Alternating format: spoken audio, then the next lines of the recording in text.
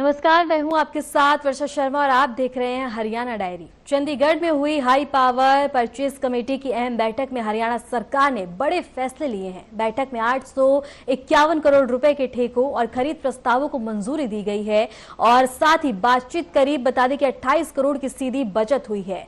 इस बैठक में मुख्यमंत्री नायब सिंह सैनी ने नियम तोड़ने वालों पर जीरो टॉलरेंस दिखाते हुए एक्शन लेने के आदेश दिए। आइए देखते हैं सरकार की सख्त कार्रवाई और फैसलों पर हमारी एक खास रिपोर्ट।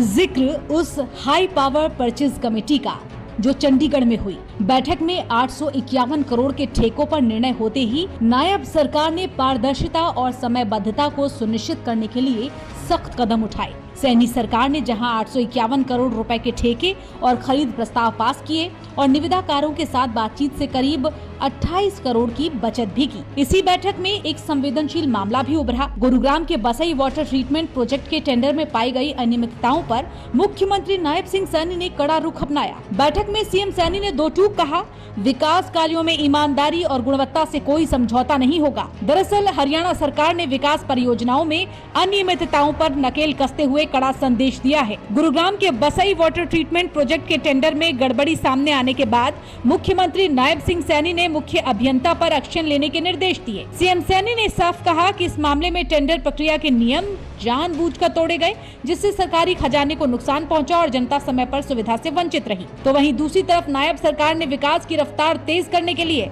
851 करोड़ रुपए के ठेकों और खरीद प्रस्तावों को हरी झंडी दी। निविदाकारों से हुई बातचीत में 28 करोड़ की सीधी बचत भी दर्ज की गई, यानी पारदर्शिता के साथ सख्त मोल भाव। बैठक में सड़क नेटवर्क सुधार पर खासा जोर रहा। लगभग 178 करोड़ रुपए से हांसी तोशाम रोड को 4 लेन बनाने का फैसला हुआ।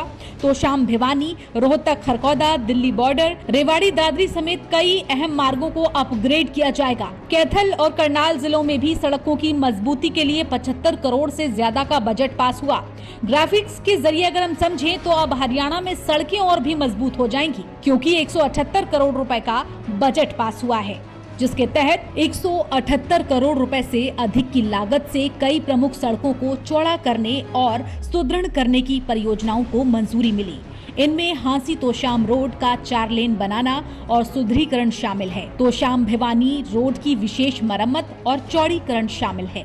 रोहतक खरगौदा दिल्ली बॉर्डर रोड का सुदृढ़ीकरण भी शामिल है। रेवाड़ी दादरी रोड बेर्री कला से कोसली तक, गोहाना लखन मजरा, मेहम भिवानी रोड और फतेहाबाद जिले में सुरेवाला चौक उकलाना रोड शामिल हैं और इन सभी कार्यों पर लगभग 103 करोड़ रुपए खर्च होंगे।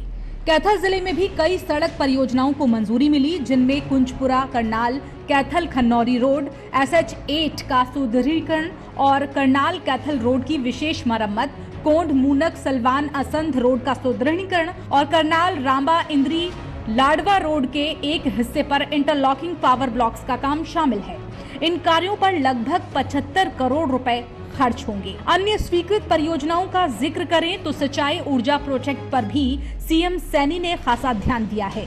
किसानों और बिजली उपभोक्ताओं को राहत दी गई है। राणा डिस्ट्रीब्यूटरी रीमॉडलिंग कार्य को मंजूरी मिली है, जिसमें 14 करोड़ रुपए की लागत आएगी। इसके साथ ही 132/11 kVA ट्रांसफार्मर खरीद पर भी खर्च किया गया है, जिसमें 15 करोड़ रुपए की लागत करीब आनी है। बैठक में मुख्यमंत्री नायब सिंह सैनी ने दोहराया है कि राज्य सरकार भ्रष्टाचार और अनियमितताओं के प्रति जीरो टॉलरेंस की नीति पर काम करती है। जनहित के खिलाफ कोई भी कार्य किसी भी स्थिति में बर्दाश्त नहीं किया जाएगा।